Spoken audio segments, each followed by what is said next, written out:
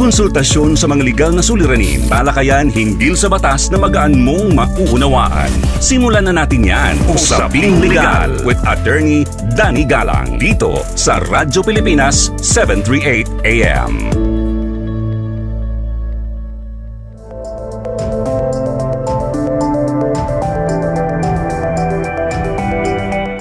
Magandang araw sa inyong lahat. Ako po ang inyong lingkod, Attorney Danny Galang, at kayo nakikinig sa Usaping Legal sa Radyo Pilipinas, Radyo Publiko. Ngayon ay Sabado, April 26, 2025. At syempre last week tayo ay ginulat nga nitong biglaang pagkamatay ni Pope Francis.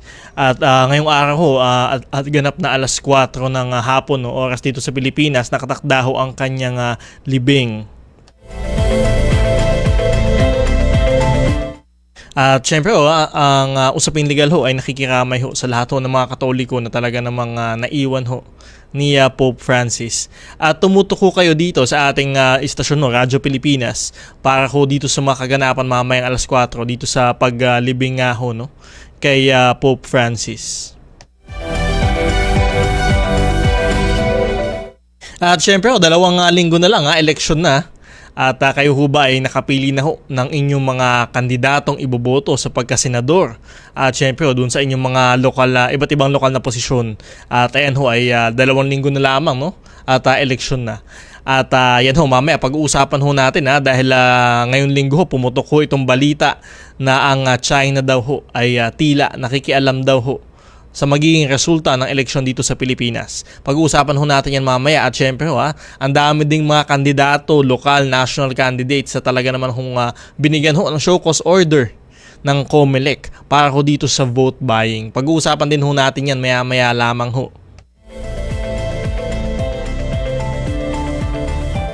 Napapakinggan ang Usaping Legal sa Radyo Pilipinas tuwing Sabado mula alas 11 ng umaga hanggang alas 12 ng tanghali. Tayo ay napapanood din sa Free TV dahil sa pagtutulungan ng Radyo Pilipinas at ng People's Television. Hanapin ang Usaping Legal at iba pang programa ng Radyo Pilipinas sa Channel 3 sa TV Plus at sa Channel 45 to 49 naman sa For the Box. Ito, ang programa natin ay linggo-linggong tatalakay ng mga napapanahong isyong legal at magpapaliwanag ng mga batas sa paraang simple at madaling maintindihan ng ating mga tagapakinig. Meron din tayong segment sa ating programa, ang Sagot Kita, kung saan maaari kayong sumangguni ng inyong mga katanungang legal. Mag-text sa inyong mga katanungan, komento o reaksyon sa ating programa sa cellphone number na 0917-626-1169, 0917-626-1169 sa oras ng ating programa. At syempre sa mga nasa Facebook naman, maaari din kayong mag-comment ng inyong katanungan sa ating live stream sa Attorney Danny Galang Facebook page at sa Facebook page ng Radyo Pilipinas.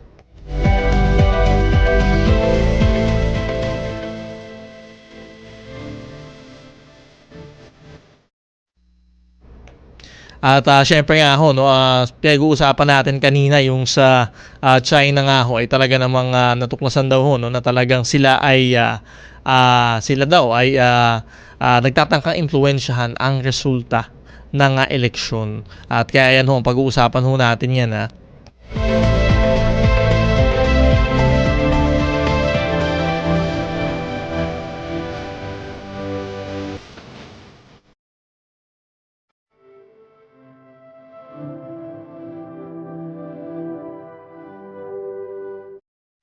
Eto, sa usaping legal natin ngayong araw, binunyag ni National Security Council Assistant Director General Jonathan Malaya na may mga di umanong indikasyon na nagtatangkang impluwensya ng China ang darating na eleksyon sa ating bansa. Sa pagdinig ng Senate Committee on Philippine Maritime and Admiralty Zones, sinabi ni Malaya na may kasalukuyang operasyon ng China para suportahan ang mga kandidatong gusto nilang manalo sa eleksyon.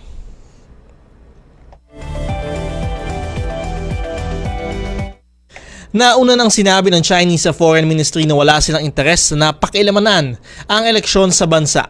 Nabunyag din ng sa nasabing pagdinig ang di umanong pagbabayad ng Chinese Embassy sa ilang pribadong kumpanya para magtayo ng mga troll farm at siraan ang gobyerno at ilang anti-China personalities. Kaya naman sa ating tanong sa bayan ngayong Sabado, April 26, 2025, naniniwala ka ba na naiimpluwensyahan ng China ang darating na eleksyon sa bansa? Naniniwala ka ba na iniimpluwensyahan ng China ang darating na eleksyon sa bansa? Mag-text na inyong opinion sa cellphone number na 0917-626-1169, 0917-626-1169 o hanapin ang ating live stream sa Attorney Danny Galang Facebook page at sa Facebook page ng Radyo Pilipinas. Ito, para pag-usapan ng usaping yan, makakausap natin sa International Affairs Analyst Professor Renato De Castro. Magandang umaga, Professor De Castro. Welcome back sa Usaping Legal. Kayo ay napapakinggan sa Radyo Pilipinas at napapanood din ho sa PTV. Magandang umaga, Attorney. Kamusta po kayo? Mula po to sa Taiwan. Ayan, mabuti naman ho tayo, sir, no? Professor De Castro. Eto sir, dun sa nakaang linggo ho, no, nabunyag sa pagdinig ng Senado na nagbayad di umano ang Chinese Embassy ng ilang kumpanya para magtayo ng mga troll farms para ibahagi ang naratibo ng China ukol sa West Philippine Sea. Eto sir, naniniwala ho ba kayo na posible ho ito, talagang ginawa ho nila ito para impluwensyahan itong mga nangyayari dito sa ating bansa? Malaki ho yung kumpiyansa ko na totoo ho yan. Kasi hindi lang naman ho sa Pilipinas nangyayari yan. Dito sa Taiwan, matindi ho. Mas matindi dito nangyayari sa Taiwan. Nung election ho, last year, kasi ang sinusuportahan ho dito ng China, yung Kuomintang Party, yung dati nilang kalaban ng Chinese Civil War, na gusto pa i-maintain yung status na ang Taiwan ay part ng China. Kaya lang under the rule of Kuomintang, kalaban ho talaga nila dito yung Democratic Progressive Party na ang gusto talaga na umiwalay ng Taiwan, mag-declare ng independence. So nung last election ho nila last year, talagang matindi ho yung influensya ho ng China.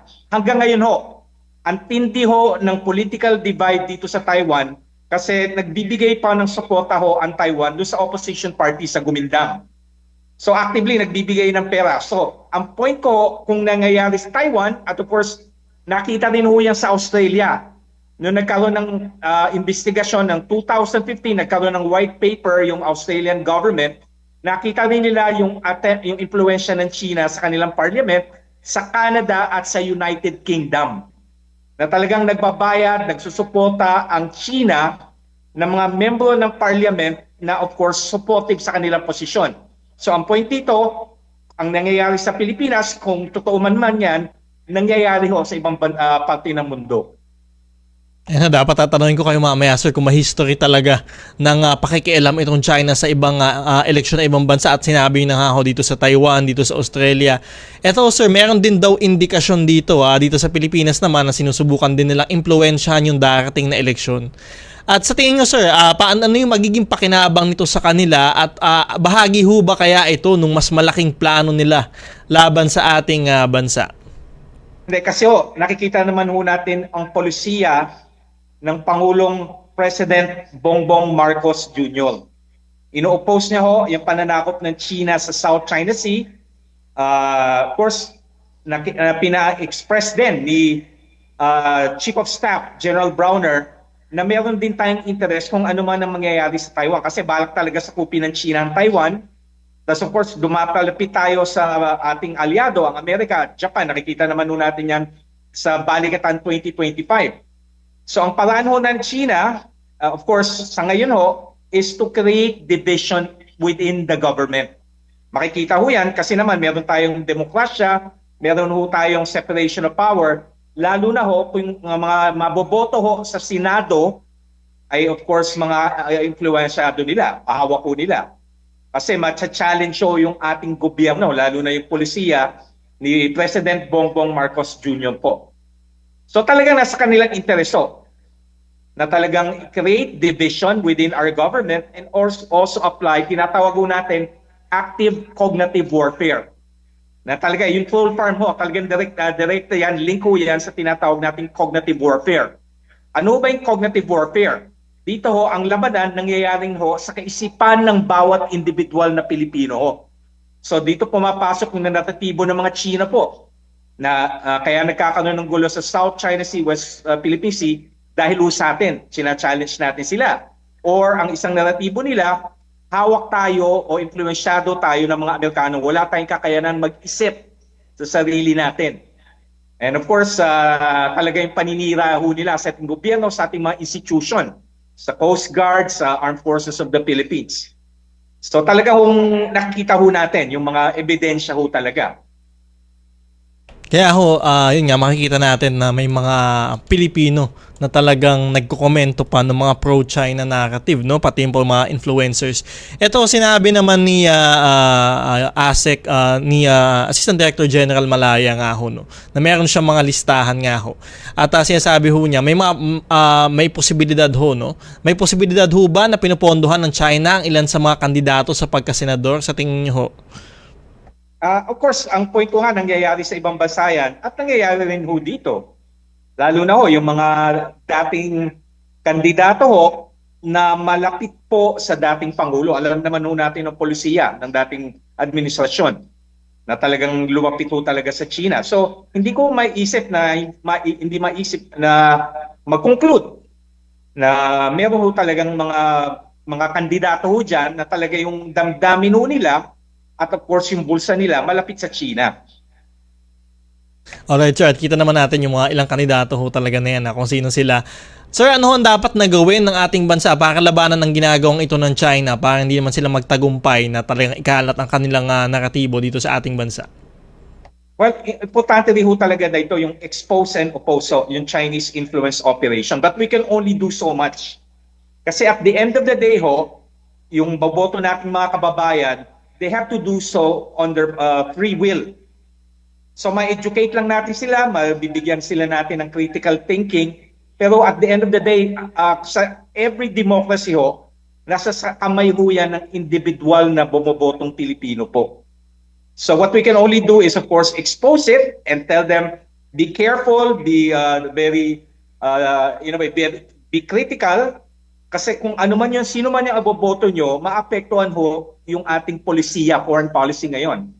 Na talagang ipagtanggol ho yung karapatan ho natin sa West Philippine Sea and of course secure yung ating bansa kung ano mang kaguluhan mangyayari sa kapaligiran natin, lalo na ho dito sa parting Taiwan na balak sakupin ng China ho in the next few years. Alright, sir. And you mentioned nga po in the next few years. Ngayon ho, nasa Taiwan ho kayo. Nakikita nyo po ba na imminent o talagang nalalapit na yung pagsakop ng China dito sa Taiwan at paano ho ito makaka-apekto dito sa ating bansa? Well, kasi pag-usapan ho natin, bakit ho ba lumalabas yung usapan ng pagsugob ng China sa Taiwan? Based ho yan doon sa tinatawag ho natin na Richardson window. Ano ba itong Richardson window? Ito yung conclusion na ginawa ng US Indo-PACOM commander. Mga around 2018-2019, tinitignan ho nila yung pagkiluso ng People's Liberation Army, yung pagpalakas ng People's Liberation Army's Navy, pag yung kukondak ho nila ng mga amphibious exercises sa coast, saka pag-develop nila ng mga weapon system. So ang conclusion ho ng Davidson window, 2027. Of course, kung magkakaroon ho yan talaga, itutuloy yan ng China. Unang-una na, sinabi na nga ho ni Lieutenant General Romeo Browner, mga 3 weeks ago ho, di ba? Sabi niya sa Northern Command, kung dapat tignan na natin yung focus natin north do sa Mabulis Island. Kasi sinabi naman niya ho talaga yung ating interest ho doon, yung around 250,000 Pilipino working here in Taiwan. Napakarami ho dito ng Pilipino. Pangalawa ho, of course, yung issue din ho ng humanitarian crisis. So kung mangyayari man ho yun, we have to open our doors to thousands, probably hundreds of thousands of refugees, not only Taiwanese, mga Amerikano, Japanese, so forth. And of course, ayaw din ho natin na sakupin ng China. Kasi pag sinako po ng China ang Taiwan, sasakupin rin niya ho ang Luzon Strait. Nandun ho sa Luzon Strait ang Batanes Island. So, hindi lang ho issue yan talaga ng ating mga mamayan sa Taiwan, yung may humanitarian crisis, meron rin ho tayong geopolitical interest. Napakalapit ho sa atin ng Taiwan. Tandaan po natin, no, ilang oras lang pagkatapos binomba ng mga Hapon yung American battle fleet ho sa Pearl Harbor no December 7, 1941, sinugod ho ang Pilipinas, sinugod ang Sangli, sinugod ang Clark, yung mga eroplano ho yung galing ng Hapon, galing sa Taiwan. Ganun ho kalapit sa atin ang Taiwan. Alright sir, at talagang babantayan natin nga yung magiging kaganapan ho dyan sa Taiwan, and you are mentioning 2027, baka talagang makuha na o talagang tuluyan ng makuha ng China itong Taiwan. Panghuli na lamang ho sir, may mensahe ho ba kayo sa ating mga kababayan dito sa darating na eleksyon? Kaugnay nga ho dito sa tangkang pag-impluwensya ng China sa ating halalan. Well, sinasabi na ho ng ating gobyerno, based ho doon sa hearing na ginawa ho na sponsor ho ni Senator Tolentino at inattenden ho ng mga ating makabayan na mga government official katulad ho ni si National Security Assistant Secretary Jonathan Malaya, na ito ho yung ginagawa ng China. Ini-impluwensyahan yung eleksyon natin. Nasa sa bawat Pilipino ho kung sino ho yung boboto nyo. Tingnan nyo ho. Ito bang kandidato na iboboto ko malapit sa China? Maaring katulad ko siya, nagsasalita siya ng Pilipino, pero ang damdamin na isip niya ay para sa China, mag-isip tayo. Gusto po natin ba ilagay ito sa posisyon? Ngayong lalo na ngayon ho, talagang matindi ho yung nangyayari. Hindi lang ho sa ating lipunan, kundi sa kapaligiran ho natin. Maganda ho yan. Very well said, Professor Renato De Castro. Maraming salamat ho sa inyong oras, Professor Renato De Castro. Magandang umaga rin ho, Attorney Galang, at I'm at your beck and call ho. Si International Affairs Analyst Professor Renato De Castro. Sa pagbabalik ng usaping legal, pag-usapan naman natin ang show cause order sa ilang kandidato dahil sa di umanong vote buying ngayong panahon ng kampanya. Magbabalik ang usaping legal matapos lamang ng ilang paalala. Tugon sa mga katanungang naaayon sa batas ang ibibigay. Usaping Legal kasama si Attorney Danny Galang sa Radyo Pilipinas 738 AM. Nagbabalik ang usaping legal sa Radyo Pilipinas, Radyo Publiko.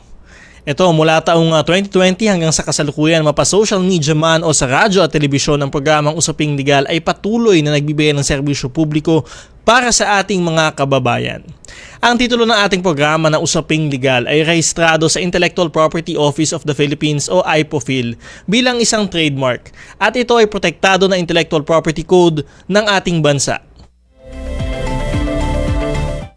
Dahil dito ang titulong Usaping Legal ay hindi maaaring gamitin hinuman ng walang pahintulot o di kaya gumamit ng kahalintulad na pangalan na maaaring magdulot ng kalituhan sa mga taga-subaybay ng ating programa. Ang paglabag sa Intellectual Property Code ay may kaukulang kaparusahan, kabilang na ang pagkakakulong at pagbabayad ng danyos. Dapat na tumigil ang sinuman na gumagamit ng kahalintulad na pangalan upang hindi maharap sa kaukulang kaso.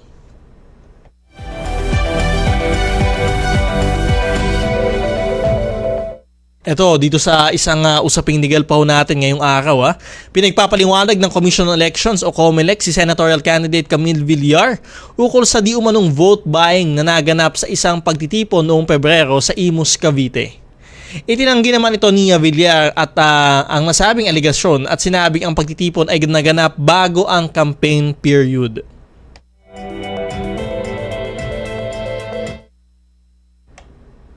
Samantala, naglabas din ng show cause order ang COMELEC para sa iba pang kandidato tulad ni Marikina Representative Stella Kimbo, Manila Mayor Honey Lacuna at ang kanyang mga katunggali na sila Isko Moreno at Sam Versosa. At ito nga ho, may report lang ho na papasok sa atin via Zoom ukol sa sitwasyon sa Our Lady of Peñafrancia Minor Basilica and National Shrine sa Naga, Camarines Sur. Ang reporter ho natin si Vanessa Nieva. Papakinggan na ho natin siya. Santo Papa. Sa Radyo Pilipinas, Radyo Publiko, Special Coverage. So, nandito tayo ngayon, Attorney Danny, sa Our Lady of Peñafrancia Minor Basilica and National Shrine sa Naga City. kung saan kasalukuyang naka-half-mast pa rin yung people flag dito, kaugnay ng pagpanaw ni Pope Francis. At mamayang alas 4 ng hapon, 10 minutes before ang alas 4 ng hapon, ipinagutos ng Archdiocese of Cáceres dito sa Naga City na papatunugin ang kampana sa lahat ng mga simbahan na sakop ng Archdiocese. Una dito, nakausap natin yung director ng Cáceres Commission on Communication, si Father Francis Tordilla. Sinabi niya na si Pope Francis ang nagsilbi noon na North Star niya o still point at isa nga sa kanyang mga ikinatuwa na kapangalan niya o Francis din ang pinili ni Pope Francis na bilang pangalan nito nang siya ay maging Santo Papa. Ayon kay Father Tordilla na ngayon ay nasa bansang Spain bilang isang pari, malaki yung naitulong sa kanya ni Pope Francis at ibinahagi nito na noong nahalal ng Santo Papa taong 2013, Attorney Danny, nag-aaral siya sa Rome at hinintay niya sa St. Peter's Square na lumabas ang puting usok na hudyat na mayroon ng bagong Santo Papa. Simulaan niya nito, naging point of reference niya na si Pope Francis at maging nang umuwi siya dito sa Naga City noon at maging parish priest ng Archdiocesan Shrine and Parish of St. Jude Tadios, naging advokasya na ng Santo Papa, ay naging advokasya na rin niya. Attorney Danny, mamayang hapon, inaasahan natin na marami ng mga parishioners ang magtutungo dito sa Basilica Minore ng Our Lady of Peña Francia dahil nga doon sa gagawing anticipated mass in honor of Pope Francis and kasabay na rin ang gagawing funeral mass niya doon sa Vatican City. Alright, Vanessa, meron ba silang itatayo dyan na parang widescreen para mapanood naman ng mga deboto, no? Anong mga pupunta yung paglibing kay Pope Francis? Oo, dito sa Basilica Minore bilang itinuturing na People Church sa Naga City at sa Camarines Sur, walang inilagay na mga live viewing dito sa funeral or at least gagawing activity doon sa Vatican City. Maging sa iba pang mga simbahan dito sa Naga City sa ating paglilibot ay wala tayong nakita na ganoon na mga inilagay for the viewing ng ating public. Pero before yan, nagkaroon naman ng kautosan ang ating Archdiocese of Cáceres sa panguna ni Archbishop Rex Alarcon or Rex Anto Alarcon na ipinag-utos na yung pakikiisa ng ating mga Katoliko dito sa Naga City at Camarines Sur na sabay-sabay na mag-alay ng panalangin at ipanalangin kay Nuestra Señora de Peña Francia si Pope Francis sa kanyang paglalakbay matapos na siya ay pumatay. Ayan, imbitahan na lang natin sila dun sa mga oras ng misa, no? Anong oras ulit yung mga misa na gaganapin mamayang hapon? Oo, mamaya alas 4 ng hapon dito sa Basilica Minore, magkakaroon nga ng kumbaga funeral mass in honor of Pope Francis, Attorney Dan.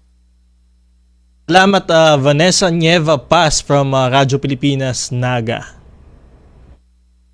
Mula dito sa Naga City, paalam Santo Papa. Vanessa Nieva Paz, Radyo Pilipinas, Radyo. Paalam Santo Papa. The Radyo Pilipinas, Radyo Publiko Special Coverage.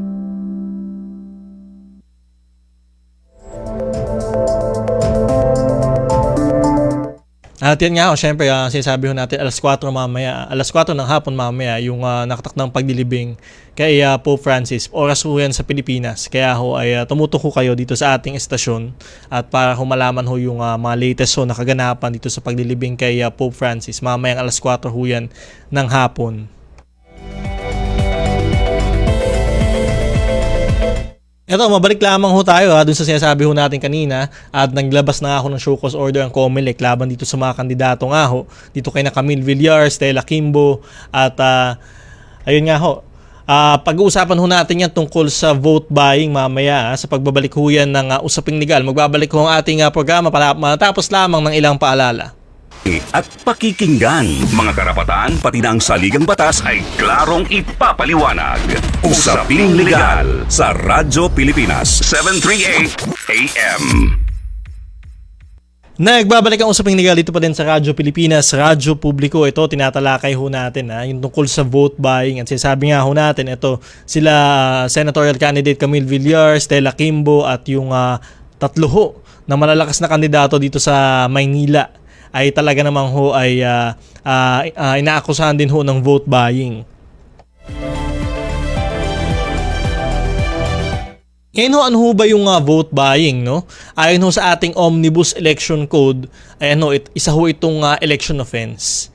At sino mang hong tao na nagbibigay o nangakong magbigay ng pera o kahit anong bagay na may value o halaga, ayan ho, o nangakong magbigay ng posisyon o trabaho o magbigay ng prangkisa sa isang tao para ho iboto ang kandidato ho na yon o hindi iboto ang kanyang kalaban sa eleksyon, ay guilty ho yan ng vote buying. So, ibig sabihin ho, mahalaga ho dito, hindi lamang ho pera. Ang sinasabi dito sa Omnibus Election Code, hindi lamang ho pera, kundi kahit anong bagay ho, anything of value, na talaga namang sinasabi ho natin na maaaring mapakinabangan ng isang tao, o di kaya naman ho, pangako ng trabaho, employment, o opisina, o di kaya ho prangkisa. Ayan ho, maaari ho yan makonsider na vote buying. At syempre dito sa Omnibus Election Code, tandaan ho natin, hindi lamang ho para iboto yung isang kandidato, maaari din ho para hindi iboto yung kalaban. So yan ho ang vote buying, hindi lamang ho para iboto nyo yung nagbibigay ng pera, kundi para hindi rin nyo iboto yung kabilang kanilang mga kalaban sa politika. At syempre meron din ho yung counterpart na vote selling. So kung yung isa hong tao ay guilty ng vote buying, yun naman hong tumatanggap o di kaya naman ho ay naniningil o nangingikil ho, ayan ho naman ay guilty ng vote selling. So dalawa ho yan, at maaari ho yan maparusahan pareho, yung namimili ng boto at yung bumibili ng boto. At sinasabi ho natin may mga anyo ho yan na hindi lamang ho pera, kundi pati groceries. Ayan ho, talamak ho yung pamimigay ho ng mga groceries, mga canned goods, ayan ho, mga food packs, ayan ho At syempre ho, yung mga iba ho sa nababalitaan ho natin, pati mga ATM cards. So bakit ho may mga ATM cards? Ibig sabihin, biglang lalagyan ho yan ng pera. At may mga nakatanggap ho yan, lalo na sa mga lokal ho na mga kandidato, may mga namimigay ho daw ng mga ATM cards. At ito, halatang halata ho ito ay vote buying na ho talaga.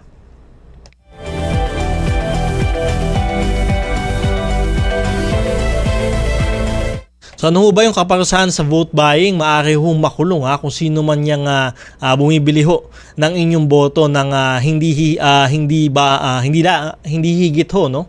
Or not less than 1 year but not more than 6 years. So hindi ho bababa sa 1 taon at hindi naman higit sa 6 na taon. So 1 to 6 years ho yan. 1 hanggang 6 na taon na pagkakabilanggo ang maaaring kaharapin ho ng bumibili ng boto at nagbebenta ng boto. At syempre, maaari din hong ma-disqualify ho, no? To hold public office. Disqualification ho yan.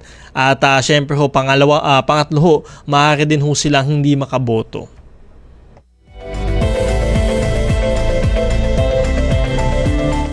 At kaya ho, yung mga kandidato ho na makakasuhan ho sa COMELEC ng vote buying ito, ay kahit ho kayo ay manalo, ay yung pagproproklama nyo ho ay masususpende ho.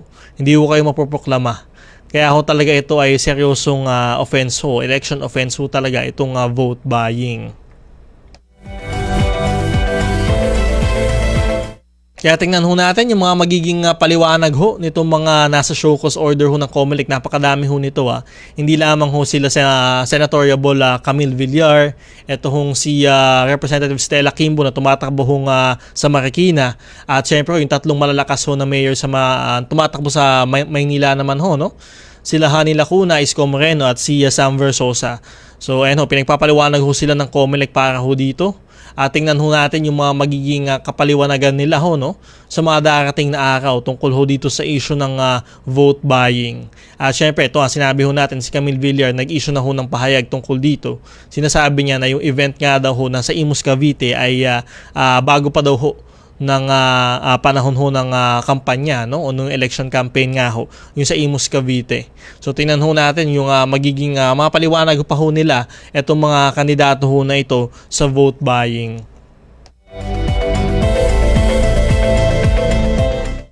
At syempre, tingnan ho natin 2 linggo na lamang bago mag-eleksyon, wag ho nating ibenta ang ating mga boto para ho sa ilang piso lamang, ilang grocery, ilang delata. Wag ho natin iboto ang mga kandidato na talagang nagbibigay ho ng ganyan.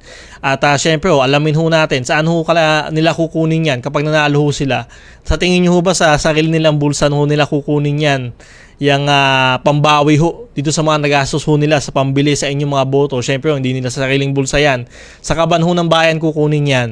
At tiyak ho kapag ho nanalo yung mga kandidatong namimili ng boto, ay tiyak ho kukunin nila sa kaban ng bayan ho yan. Yung mga pondo na yan na talagang ginamit ho nila.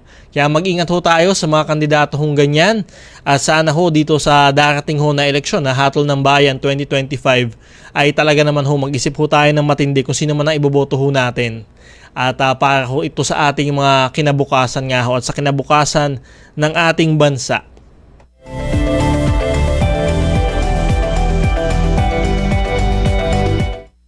Ito, magbasa lamang ho tayo ng mga ilang komento ho dito sa ating Tanong sa Bayan ngayong Sabado, April 26, 2025. Sa ating Tanong ho sa Bayan, sabi ho natin,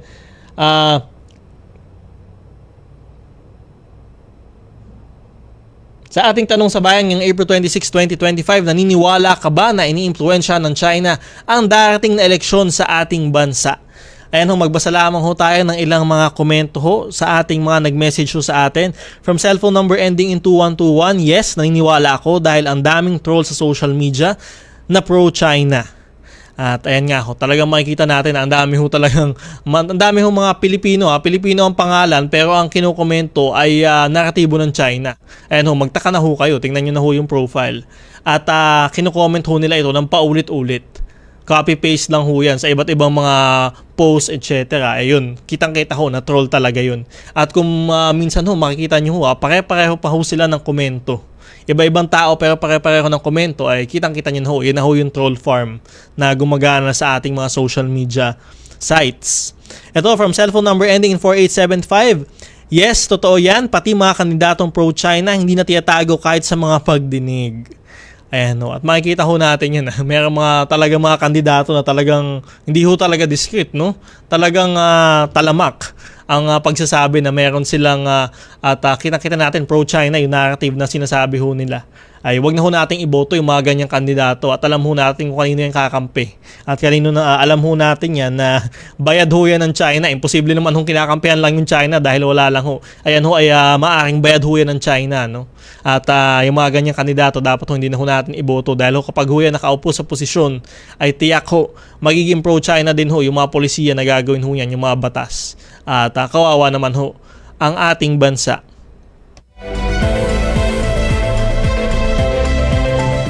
At syempre ho, no, happy viewing ho sa mga nanonood sa ating Facebook live stream. Happy viewing ho kina Ben Joseph Evangelista at syempre ho kay Ken Lo from Santa Cruz, Laguna, watching from Oman.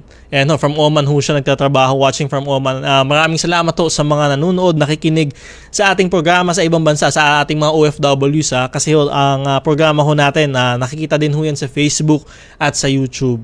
Kaya ayan ho, kung na-miss nyo ho yung ating programa sa umaga ho, no, dito sa TV, sa radyo, maaari nyo ho yan balikan sa ating Facebook, Attorney Danny Galang Facebook page at syempre sa YouTube din, Attorney Danny Galang YouTube channel. Diyan ho naka-upload yung mga past episodes ng Usaping Legal.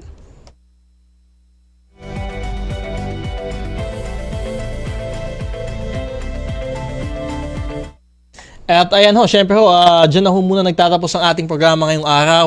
Yung mga nagtanong ho, ang mga legal na katanungan nyo, sasagutin ho natin yan sa susunod na Sabado. Wala lamang ho tayong oras. Maraming salamat ho sa ating mga nakasamang engineers at staff engineer Rolly Bumatayo, engineer Jobel Lustre. Magkarinigan ulit tayo sa susunod na Sabado, alas 11 ng umaga hanggang alas 12 ng tanghali dito pa din sa Radyo Pilipinas, Radyo Publiko muli. Ako po si Attorney Danny Galang, mag-ingat tayong lahat.